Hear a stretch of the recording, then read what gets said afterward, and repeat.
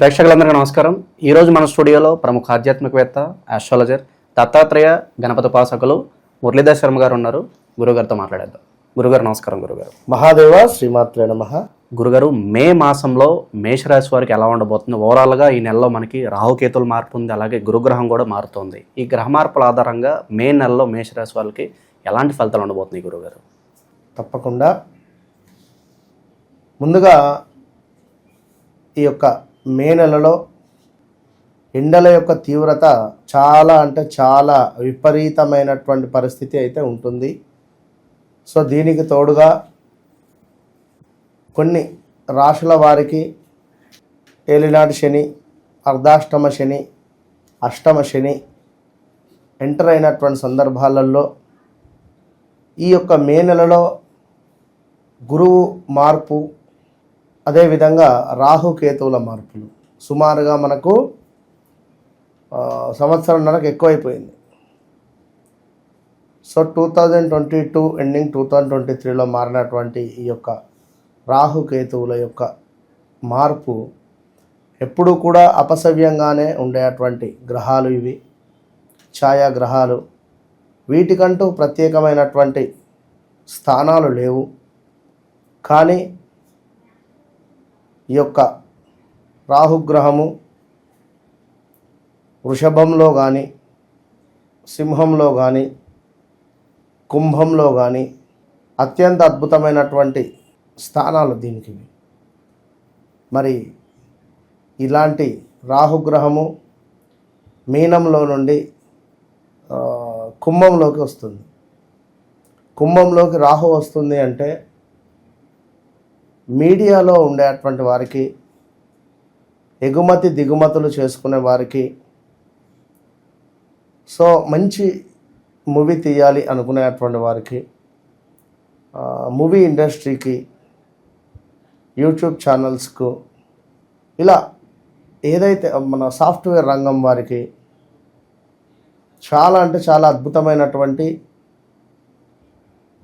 ఫలితాలను ఇవ్వబోతున్నాడు రాహుగ్రహం. శనేశ్వరుడు ఏలినాటి శని మేషరాశి వారికి ఉన్నాడు. అయినప్పటికీ కూడా కొంతమందికి జాతకరీత్యా ప్రతిసారి నేను చెప్తూనే ఉంటాను, వ్యవహారిక నామము, జన్మనామము అనేటువంటిది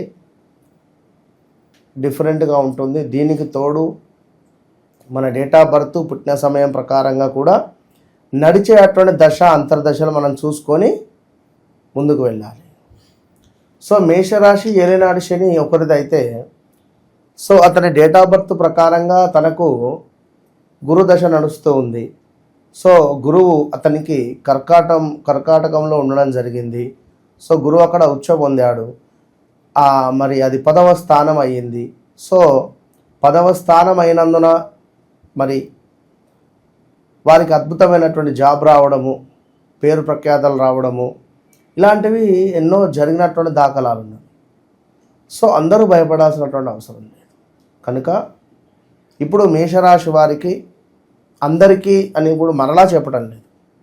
సో రాహు యొక్క మార్పు అనేటువంటిది వీరికి ఒక పెద్ద జాక్పాట్ తెచ్చిచ్చే పరిస్థితి ఉంది. మే నెల నుంచి ప్రారంభం, ఇక ఒక 11 నుంచి 14 నెలలు యోగదాయకం.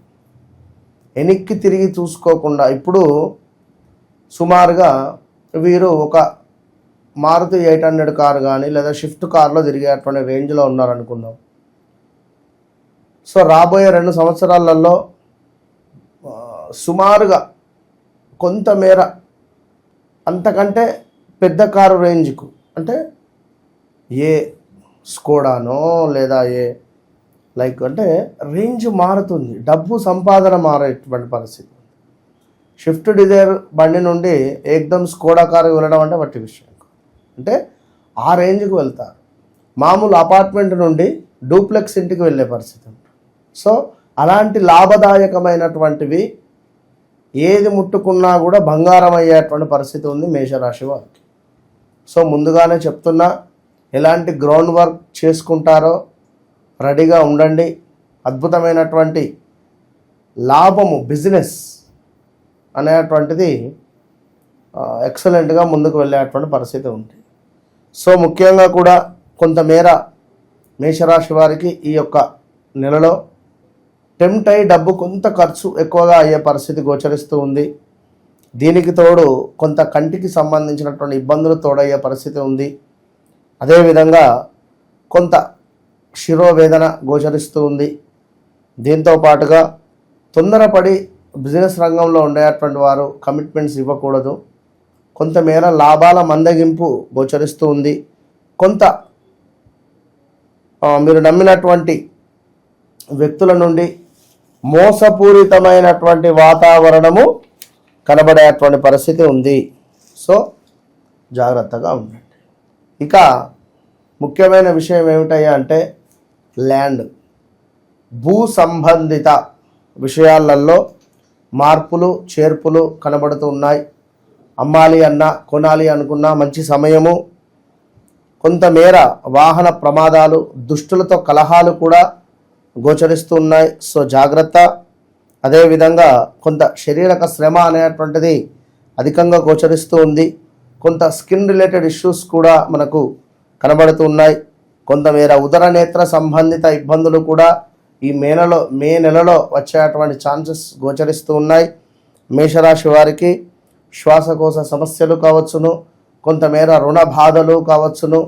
దీంతో పాటుగా ఎంతో ఇష్టపడి కొనుక్కున్నటువంటి వస్తువులు నాశనమయ్యేటువంటి పరిస్థితులు గోచరిస్తూ ఉన్నాయి. కొంతమేర మేషరాశి వారికి స్కిన్ రిలేటెడ్ ఇష్యూస్ కావచ్చును.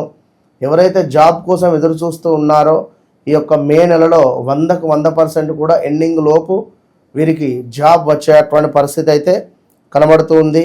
సో అదేవిధంగా పట్టుదలతో ముందుకు వెళ్ళడం వల్ల కొంత విజయము అనేటువంటిది సాధించేటువంటి పరిస్థితి కూడా గోచరిస్తూ ఉంది. దీంతో పాటుగా కొంతమేర శత్రు సమస్యలు, ఎక్కువగా స్టమక్ రిలేటెడ్ ఇష్యూస్ వచ్చే ఛాన్సెస్ ఉన్నాయి. సో కొంచెం జాగ్రత్తగా ఉండండి. ఈ యొక్క మేషరాశి వారు ఎక్కువగా నాన్ వెజ్ రిలేటెడ్ మాత్రం వెళ్ళే ప్రయత్నం చేయకండి. కొంతమేర ఫుడ్ పాయిజన్ కావచ్చును, ఫుడ్ రిలేటెడ్ ఇష్యూస్ మొదలవుతున్నాయి. ఇక సుమారుగా మనకు 2 సంవత్సరాల వరకు కూడా ఫుడ్ రిలేటెడ్ ఇష్యూస్ ఉండేటువంటి పరిస్థితి ఉంటుంది. సో తప్పకుండా ఎక్కువగా ఫుడ్డీ అంటారు కొందరు, వీరు ఎక్కువగా కూడా ఆహార ప్రియులు. సో మీరు ఏమిటి అంటే ఆహారము భుజించేటువంటి సమయంలో కొంతమేర జాగ్రత్తగా ఏది మంచి ఏది చెడు అనేటువంటిది తీసుకోండి.